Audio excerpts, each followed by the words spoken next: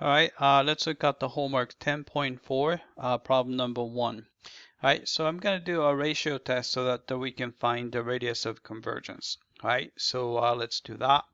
All right, so we want to do a limit as n approaches infinity.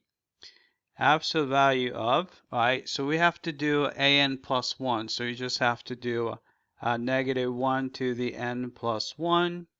And then 2x to the n plus 1 over n plus 1 plus 4. Can I put the n plus 5?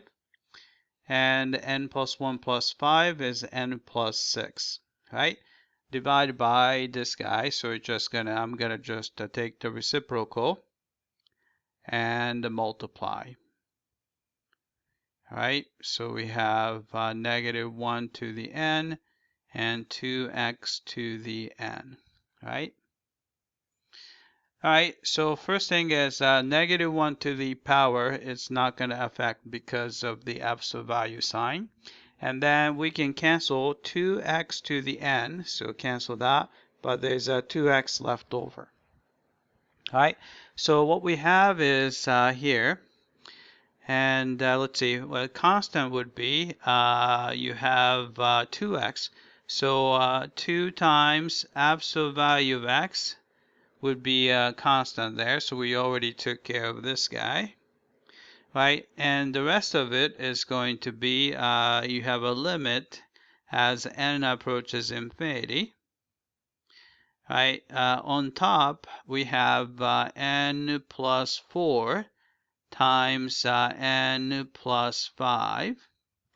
And then we have n plus 5 times n plus 6. Right, so we got that. Right, so then we just need to find the limit. And to make it easier, what I'm going to do is I'm going to divide the first guy by, let's see, I'm going to use a different color. I'm going to divide top guy by n, so and the bottom by n, and divide the top guy by n, and divide the bottom by n, right? So that way we're going to get 2 times absolute value of x times the limit as n approaches infinity. You get here, right? So you have n divided by n is 1. 4 divided by n is 4 over n, times n divided by n is 1, 5 divided by n is 5 over n divided by n is 1, 5 divided by n is 5 over n, then n divided by n is 1, 6 over n, right?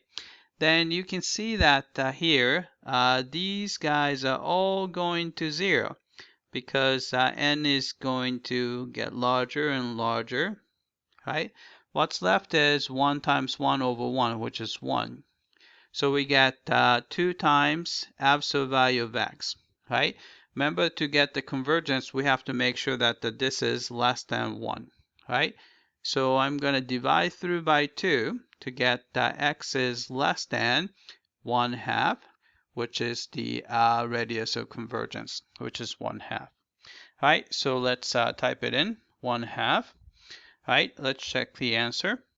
All right, I came back and looks like we got this one correctly. All right, that's it. I hope that this was clear.